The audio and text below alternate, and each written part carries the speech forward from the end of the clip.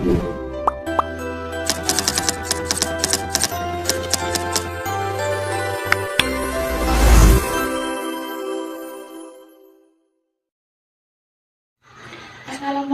warahmatullahi wabarakatuh.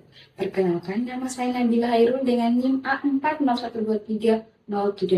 Di sini saya sebagai mahasiswa program studi pendidikan guru sekolah dasar Universitas Tadulako.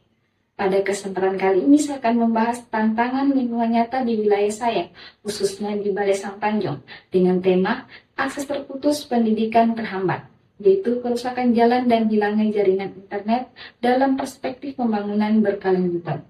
Isu ini sangat mendesak untuk dibahas karena stabilitas infrastruktur dan akses energi merupakan fondasi utama bagi kemajuan daerah dan kualitas pendidikan kita. Jika melihat kondisi di lapangan saat ini, curah hujan yang tinggi telah menyebabkan kerusakan jalan yang sangat parah di wilayah kami. Seperti yang terlihat pada video tersebut, di mana jalanan menjadi sangat berlumpur, tergenang air, bahkan beberapa bagian ada yang amblas dan longsor, hingga membahayakan keselamatan pengguna jalan. Kondisi ini semakin sulit karena pemukiman jalan yang berbatu-batu tajam dan tidak rata, sehingga sangat berisiko bagi kendaraan yang melintas. Kerusakan listrik ini tidak hanya menghambat aktivitas ekonomi warga, tetapi juga menjadi tantangan besar bagi para siswa dan tenaga pendidik untuk mencapai sekolah dengan aman. Dampak ini pun sangat saya rasakan secara pribadi sebagai mahasiswa yang merantau dan berkuliah di Kota Palu. Kondisi jalan yang rusak parah, licin, dan dipenuhi bebatuan terjal seringkali menjadi penghambat besar ketika masa libur telah usai dan saya harus kembali ke kampus. Resiko keamanan di perjalanan, kendaraan yang rawan rusak, serta akses yang sewaktu-waktu bisa terputus total membuat saya merasa khawatir tidak bisa tiba di Palu tepat waktu untuk mengikuti perkuliahan. Masalah ini kemudian diperparah dengan kondisi kelistrikan yang sangat rentan di wilayah kami. Ketika curah hujan tinggi terjadi, hal tersebut seringkali diikuti dengan pemadaman listrik yang berkepanjangan akibat gangguan pada jaringan kabel atau adanya pohon tumbang yang menimpa instalasi listrik. Dampak dari padamnya listrik ini adalah hilangnya jaringan telekomunikasi secara total, yang seketika menyebabkan masyarakat Balai Sangtanjung terisolasi secara digital.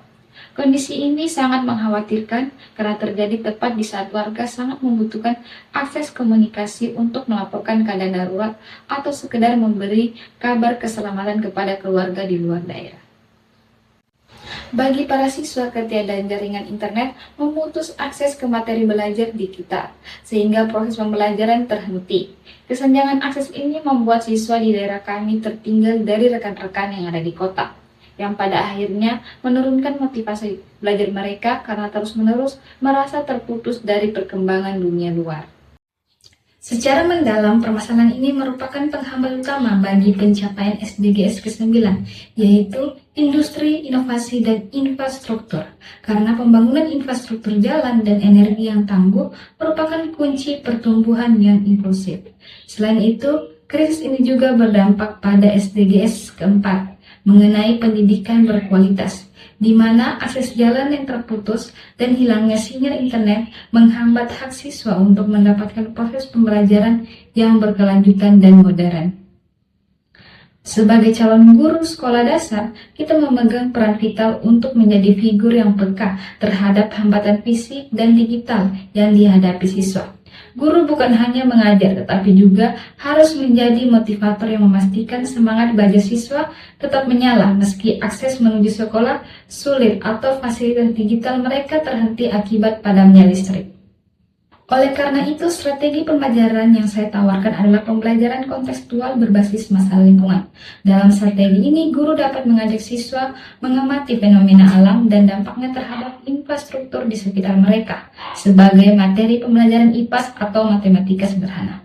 Guru juga harus menyiapkan modul pembelajaran mandiri yang tidak bergantung pada listrik atau internet, sehingga saat krisis energi dan jaringan terjadi, proses edukasi tidak terhenti total.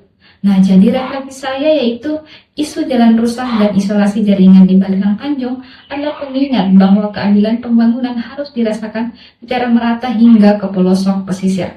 Melalui pendidikan, kita dapat membangun generasi yang tangguh dan sadar akan pentingnya menjaga serta mengadvokasi infrastruktur yang berkelanjutan. demi masa depan Indonesia yang lebih baik.